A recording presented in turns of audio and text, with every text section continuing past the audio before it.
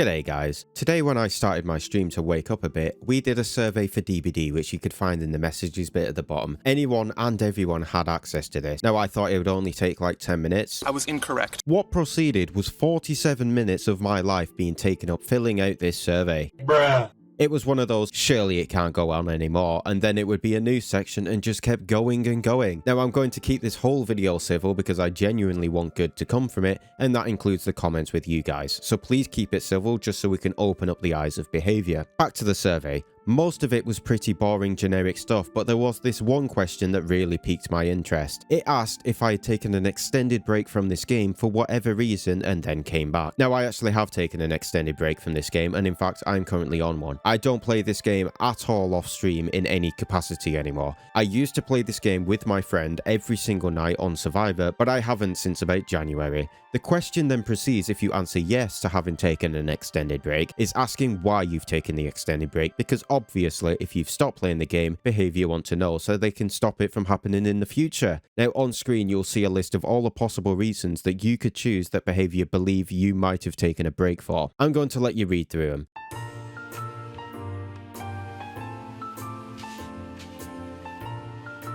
Read through them all? Good. Now, I'm going to ask you this. You may notice something is missing from the possible reasons to have taken a break from the game. You'll see things like killer powers or add-ons were unbalanced, excessive tunneling and camping, killer perks were unbalanced. Now, one thing that you're going to find omitted from this is the possibility that something on the killer side about Survivor has made you stop playing the game. There is not a single predefined option that you can choose if you're a killer player. Not one.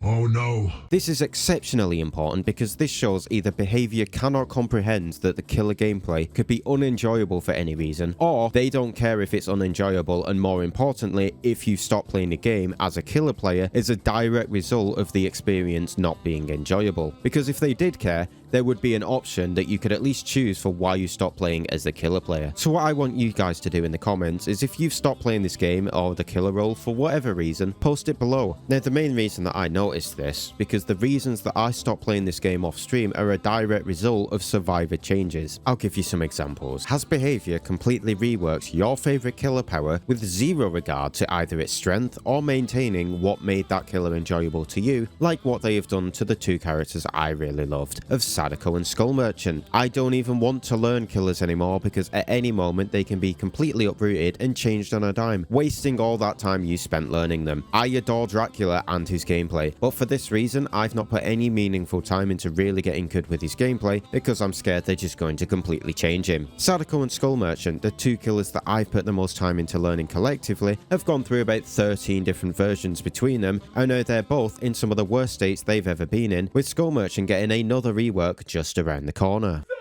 Stop. No, this is not okay. Something Ots just made a video on is the power differences between the weaker and the strong killers. Most of my mains are Mace 1 killers and always have been. In fact, my first main was Ghostface and he was the reason I came into the game. So I've seen firsthand how different changes have negatively affected the weaker killers, and I've actually made videos every single time it's happened. Things like killer perks that greatly benefited the weaker killers getting nerfed or reworked. Save the best for last with its nerf. Sloppy Butcher got nerfed for absolutely no reason with the Mangled and Hemorrhage changes. Both icons of Mace 1 killers. Knockout recently got reworked. Now I'm not saying that Knockout didn't need a rework, but it was a perk that was best used on Mace 1 killers, and it is now completely useless for non-mobility killers. Survivor perks being introduced that made the looping as a Mace 1 killer insufferable. Dramaturgy and Finesse being the big two that can delay hits for these killers by 10 to 15 seconds easily. This very patch they just put out and made for this boon, something that affects the non-mobility Mace 1 killers and barely affects the high mobility ones, increasing the gap between good and bad killers even more. This change is actually so strong it affects good killers too. Here we're playing on the circus and I put Dark Theory on the second floor of the main building. Now main building on this map is already insanely broken and we all had a permanent 3% haste on it, and when Wesker wants to snuff it out he then needs to waste 10 to 15 seconds going on the second floor to do it,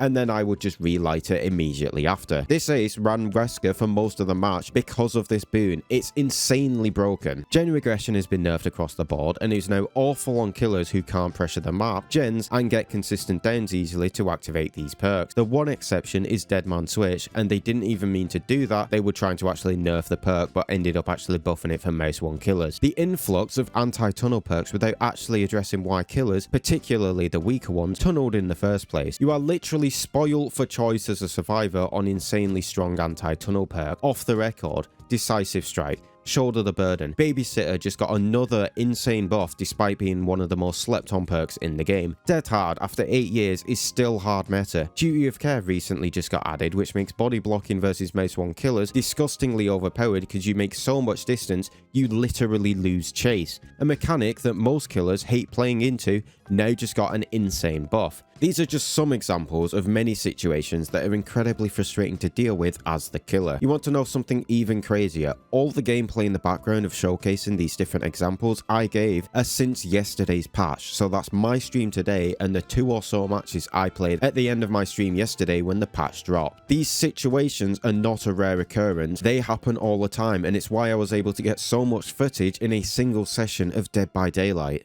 Disgusting! But I say this because these are the reasons that I don't play the game off stream anymore. When I play with my friend, we play during the degen hours. These are the hours where people are trying to play to win more than ever, which is fine. But as a direct result of the constant barrage of nerfs to low tier killers, playstyles, perks, and builds, every single match is identical. It's Blight by Daylight because who wants to try and play the weaker killers into the sweatiest matches, and it's affected both sides of the experience. Behavior. There are 2 sides of your player base, and I think it's about time you actually start to think about how changes to one side negatively affect the other. You cannot ask for feedback on your game while deciding to completely ignore half your player base. FNAF is right around the corner, and I know a lot of changes you've been making recently, such as the colour changes to rarity, is to try and get them to stick around. Most people who are going to be coming into the game from FNAF are going to want to play as whatever the FNAF killer is, because killer is easier to pick up as a new player, and that's also the guaranteed way you're going to interact with the FNAF content. I very much doubt the FNAF player base is going to care about playing against the Trapper. It will not take long for them to realise how many frustrating aspects there are about killer. I noticed it 2 years ago when I first started playing the game, and the number of things that have been added to make the experience more frustrating has since increased exponentially. In fact, I quit playing killer when Made for This became meta, and I didn't come back until Sadako got her rework, and even now, the only reason I'm consistently playing killer is because of a cheating situation where they crash your game. If the game was in the state it's in right now when I started playing 2 years ago, I would have stopped playing outright. Now, I'm not here to take sides or any of that crap. I don't care if you're a survivor main, I don't care if you're a killer main. All I want, and all I have ever wanted for this game, is to be as enjoyable as possible for both sides, and to do that, you need to acknowledge changes, perks, and the like, and how they affect both sides. Behavior. The fact that you don't even care enough to think of a single reason why killers might not enjoy the game and why they might have quit is a massive slap in the face to a huge portion of your player base, and you seriously need to start doing better. You can't just ignore half of your player base. It's insane. Anyway,